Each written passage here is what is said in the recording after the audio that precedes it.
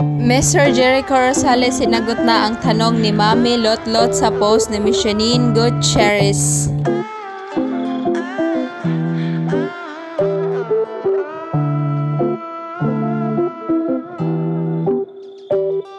Jericho Rosales sinagot na ang tanong ni Mami Lotlot de Leon sa post ni Miss Janine Gutierrez nga i-share ni Miss Janine Gutierrez 2 days ago yung ganap nila sa museum kasama niya si Mr. Jericho Rosales. Marami nagsasabi guys na sa taping daw yon, pero sabi ng iba is hindi daw siya sa taping, parang silang dalawa lang daw yon kasi nga sabi ng mga ibang nag-comment is wala daw yung ibang ABS-CBN staff sa museum that time guys, lalo na yung mga nakakita sa kanila. Well, di pa natin sure kung ano talaga or sadyang date, museum date ba yun ng Eco 9 or Lavender Fields taping, kasi sabi nga ng iba is it's a Lavender Fields taping sabi nila. But anyway guys, dito muna tayo sa update sa Instagram ni Miss Janine Gutierrez guys. Yan yung kanyang, so ito nga yung mga pinost ni Miss Janine Gutierrez sa kanyang Instagram style file. So ayan, the Salomon shoes guys. So ayan, nag Salomon shoes din ang banding ng magkapatid kagabi na si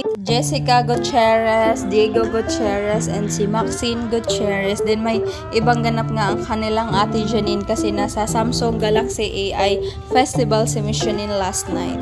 At ito na nga guys ang sagot na Echo kay Mami Lotlot de Leon. Ayan yung comment ni Miss Lot sa post ni Miss J. Excuse me po, sino po kasama mo nagpunta dyan? Ayan, nag-reply sa Echo.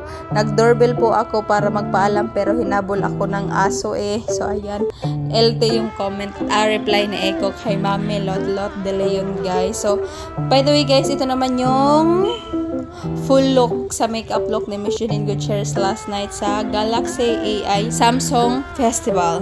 Last night na event ni Miss Janine Gutierrez na pinuntahan guys. So ito siya, ito yung full look niya last night.